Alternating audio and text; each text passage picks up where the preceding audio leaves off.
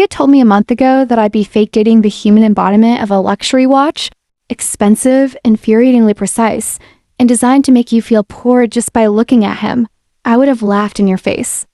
But here we are. My name is Jasmine Laurent, and I am the unwilling heiress to Laurent Holdings, a global empire built on everything from high-end resorts to ethically questionable diamond mines. My parents, in their infinite wisdom, have decided that the best way to secure a strategic alliance with the rival Kensington Group is to shove me into the arms of their golden boy, Alexander Kensington III. Yes, the Alexander Kensington Harvard-educated, devastatingly handsome, and so arrogant I'm surprised he doesn't trip over his own ego when he walks. The setup was almost comically transparent. Our parents orchestrated a spontaneous merger negotiation, conveniently held at a secluded luxury estate in the Swiss Alps, because nothing says romance like sub-zero temperatures and the threat of avalanches. Then, they unexpectedly had to leave due to urgent business, leaving Alex and me alone for a week to finalize the deal. The first night, over an obnoxiously elaborate dinner neither of us wanted, Alex smirked at me from across the table and said, "So, how long do you think it'll take for them to admit this is just a poorly disguised matchmaking scheme?" I sipped my wine, refusing to give him the satisfaction of a reaction. "I give it 3 days before my mother starts dropping hints about grandchildren," he snorted. "Mine already sent me a dossier on your preferred wedding colors." And that's when I knew I was in hell. But here's the thing, Alex was supposed to be insufferable. A spoiled, silver spoon-fed princeling who never worked a day in his life. Except he wasn't. The man knew the merger documents backward and forward.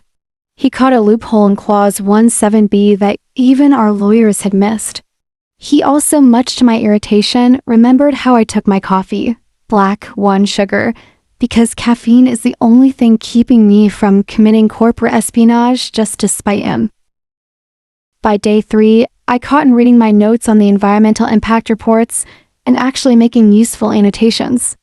"Since when do you care about sustainable sourcing?" I asked, leaning against the doorframe of the study. He didn't look up. "Since I realized your proposal could save us millions in tax incentives." "Romantic," I deadpanned. Finally, he glanced up, those stupidly perfect hazel eyes locking onto mine. "Oh, Jasmine," he said, voice dripping with mock sincerity. "Are you saying you want me to flirt with you?" I rolled my eyes so hard I saw my own brain. I'd rather gargle broken glass. But as I walked away, I could have sworn I heard him mutter, "Challenge accepted." And that was the moment I realized this was going to be a problem. Because the one thing worse than hating Alexander Kensington, the terrifying possibility that I might not hate him at all. If there was one thing I despised more than Alexander Kensington's arrogance, it was his uncanny ability to get under my skin, and not in the way I expected. The days at the Swiss estate blurred together in a haze of negotiations, stolen glances, and a tension so thick you could cut it with a butter knife. If butter knives were made of the kind of tension that made your stomach tighten in ways you refused to acknowledge. It started with the little things. The way his fingers brushed mine when he handed me a document. The low, amused hum he made whenever I countered one of his points too sharply. The way he'd lean back in his chair, shirt sleeves rolled up to reveal forearms that had no business being that sculpted, like he was daring me to look, and I refused. Until I didn't. The night it happened, we'd been arguing over the final terms of the merger for hours. The fire in the study had burned low, casting flickering shadows across the sharp angles of his face. I was exhausted, my defenses frayed, and when he leaned across the table to point out a line in the contract, his cologne something expensive and woodsy wrapped around me like a challenge. "You're wrong," he murmured, his voice rough from hours of debate. I should have fired back. Should have snapped something clever and cutting, but instead, I just stared at his mouth. That was my first mistake. His gaze darkened, catching my lapse in focus. A slow, knowing smirk curled at the edge of his lips. problem, Jasmine?" "None at all," I lied, forcing my eyes back to the document. "He didn't buy it." In one fluid motion, he stood, rounding the table until he was right in front of me.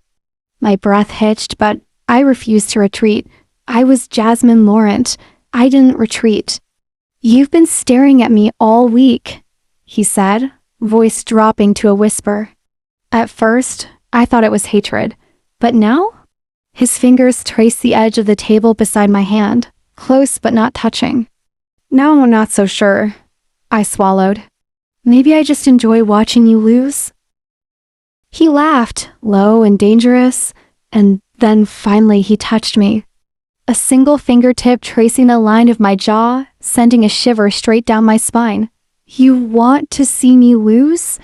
he murmured, leaning in until his lips were a breath from mine. "Then make me." I should have walked away.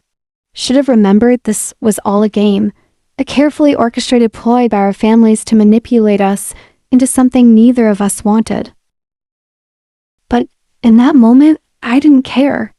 I closed the distance between us.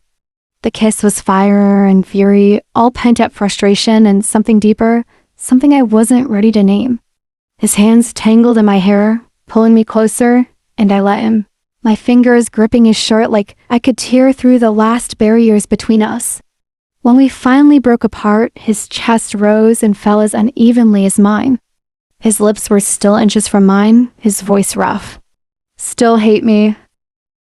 I didn't answer, because the truth was far more dangerous. And the whirlwind of events leading to this moment had me in a tight grip, let my guard down, and set me berserk in a moment. When I woke up, I realized